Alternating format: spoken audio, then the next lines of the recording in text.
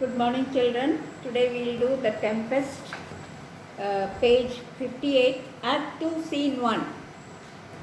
In another part of the island, Alonso is mourning for the supposed loss of his son.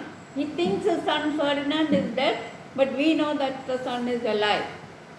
In another part of the island, Alonso is mourning for the supposed loss of his son.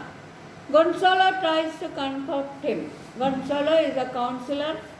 He was a counselor at the court of the King of Naples, and he tries to console him. Antonio and Sebastian joke heartlessly. Antonio and Sebastian are supposed to be the villains of the play. Ariel appears and charms Alonso and Gonzalo and the other lords to sleep. Only Antonio and Sebastian are left awake. Antonio suggests a brutal plot to murder the sleeping king, that is Alonso. He has just persuaded Sebastian to fall upon the sleeping Gonzalo while he himself gets rid of Alonso. So Ariel, with the help of his music, has charmed Gonzalo and Alonso, and they are sleeping, and at that time Antonio and Sebastian plan to murder them. Ariel reappears invisible and wakens the sleepers. Just as they draw their swords and were about to kill the king and the counselor, Ariel comes with his music. Ariel is invisible, but his music can be heard. Immediately, Alonso and Gonzalo awake, and they are so shocked and surprised to see Antonio and Sebastian with their swords ready, with their swords drawn. For the time at least, Alonso is safe. Another part of the island. Enter Alonso, Sebastian, Antonio, Gonzalo, Adrian. Adrian is a lord. Francisco is another lord also. And others. Gonzalo, beseech you, sir, be merry. Alonso is very sad because he thinks that his son Ferdinand is dead. Beseech you, sir, be merry. You have cause, so have we all. We have reason to be happy. At least we are safe. The shipwreck did not kill us. So have we all. So all of us here have reason to be happy because we are alive. For our escape is much beyond our loss. So many people, they are safe. Maybe Ferdinand might be drowned. So it is only one person who is drowned. So the reason to be happy is much more than the reason to be sad. Our hint of woe is common. The reason for our sorrow is a very common thing. Our hint of woe is common in the sense that every day some sailor's wife, the masters of some merchant, and the merchant have just our theme of woe. Every day there might be a sailor's wife who is mourning the death of her husband, or a captain who has been killed in the sea and his relatives are weeping for him. So this reason for sorrow is a common one. The master of some merchant and the merchant have just our theme of woe, the reason to be sad. But for the miracle is that they are alive, they are safe. I mean our preservation, their safety. Few in millions can speak like us. Only very few people in a million people can be happy because they are safe. Usually they get drowned in the sea. When there is a shipwreck, a large number of people get killed and drowned. I mean our preservation. Few in millions can speak like us. Then wisely, be wise. Good sir, weigh our sorrow with our comfort. So, you compare our sorrow and our happiness. We have more reason to be happy because we are alive. Prithee peace. So, Alonso does not want to be comforted. He asks Gonzalo to be quiet. And Sebastian and Antonio, they make fun of Gonzalo and Alonso. He receives comfort like cold porridge. Porridge only if it is hot, it is tasty. If the porridge becomes cold, it is not tasty at all and it is difficult to eat it. So here Sebastian is saying that the comfort which Gonzalo gives to Alonso is accepted like cold porridge. Antonio, the visitor will not give him over. That is, Gonzalo will continue to try and console him. He will not leave him alone. Visitor here refers to Gonzalo. And the visitor will not give him over. Actually, it is like somebody trying to console a sick person.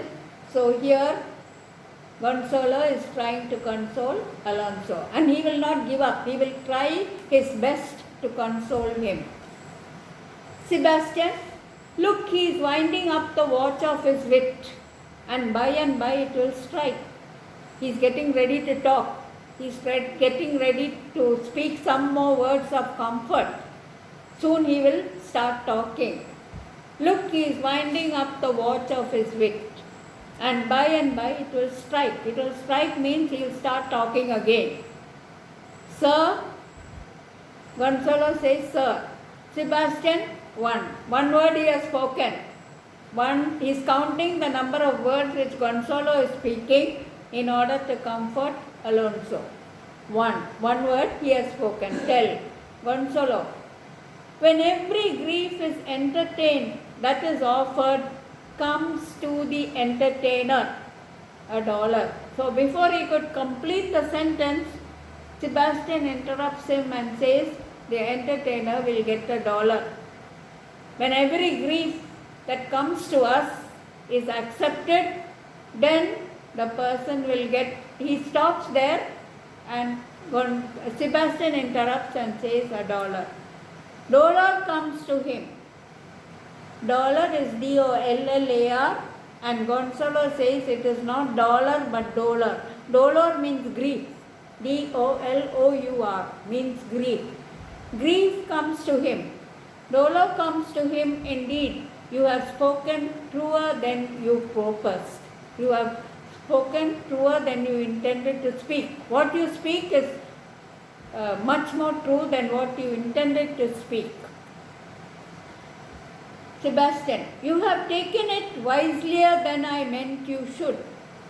So, you have interpreted my words very wisely, more wisely than I had hoped you should, than I had expected you to do so. Therefore, my lord, 5. What a spendthrift is he of his tongue.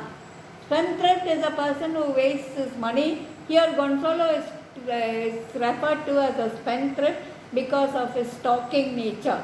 He is continuing to talk. Alonso does not wish to be comforted, but Gonzalo continues to talk and tries to comfort him. I prithee spare. Again Alonso says, I request you to leave me alone. I cannot be comforted, so there is no need for you to continue to try and comfort me. Well, I have done, but yet. So I have finished. I have nothing more to say, but still, Gonzalo says, he will, again, Sebastian makes fun of him and says, Gonzalo will continue to talk. He will be talking even though his talk is not wanted. His words are not needed. Which of he or Adrian for a good wager first begins to crow? Now Antonio, so both Antonio and Sebastian are making fun of Gonzalo. And again Antonio says here, let us see who is the one who is going to talk first. Who is the one who is going to say the first word? Is it going to be Adrian or is it going to be Gonzalo? Adrian is a young man, Gonzalo is an old man. Which of he or Adrian? He is Gonzalo or Adrian. For a good wager, let us take a bet and see who is going to talk first. Either Adrian or Gonzalo. Sebastian says the old cock. Old cock means Gonzalo is going to start talking again first. Antonio says the cockerel. Cockerel means the young man, that is Adrian. Done. So they have made the bet And the bet is who is the one who is going to talk first. Antonio, a laughter. Sebastian, a match. So the one to talk first is Adrian. After they have made the bet, it is Adrian who talks first. Though this island seems to be a desert, then Sebastian again makes fun and says, you have won the bet. Adrian, uninhabitable and almost inaccessible. There are no people in the island. There is no one in the island. It's a very lonely island, and it is very difficult to stay on in this kind of island, in this island. Sebastian, yet. Adrian, yet. He did not complete the sentence. He could not miss it. It must needs be of a subtle, tender and delicate temperance. So Adrian says the island must be a very favorable island because the weather is good, the temperature is warm. Antonio, temperance was a delicate witch. He takes it in the meaning of temperature instead of temperance. Delicate temperance, there Adrian refers to the climate, but Antonio takes it to be the control, to be temperance there in the sense of controlled life. Temperance was a delicate wench. Temperance was the name of a fine lady. Sebastian, I and a subtle, as he most learnedly delivered. The air breathes upon us here most sweetly. It is very pleasant. The air is very good. And Sebastian again makes fun as if the air had lungs. And if the air had lungs, it will be rotten ones. Now there is not much meaning. They are just trying to make fun of this Gonzalo and Alonso and Adrian and all the others. Antonio and Sebastian are the villains of the play. They got together, and now later on they plan wicked things. Gonzalo, hear everything as if it had lungs and rotten ones. Then Antonio says, or it as it were perfumed by a fen. Fen is a very dirty, wet soil. So here when Adrian says the air is good, Antonio says it is perfumed by the fen. Here is everything advantageous to life. Everything that we need to live, everything that is necessary for life is here in the island. Here is everything advantageous to life. True, save, means to live. Except the means to live we don't have. Of that there is none or little. The means to live, that is the food, the shelter, the basic needs of life. Food, shelter, all clothing, all these things, they are not here.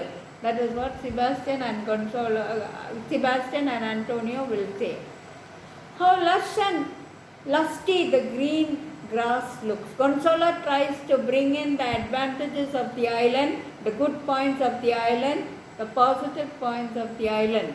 The grass looks fresh, the grass looks green. How lush and lusty the grass looks, how green. Then Antonio again contradicts him and says the ground is not green, it is brown. And Sebastian says there is only a spot of green with an eye of green in it, only a very touch of green. He misses not much. He is not far from wrong. That is what Gonzalo says is correct. It is even though there is only an eye of green in it, a touch of green in it. No, he doth but mistake the truth totally. So they are trying to contradict what Gonzalo says.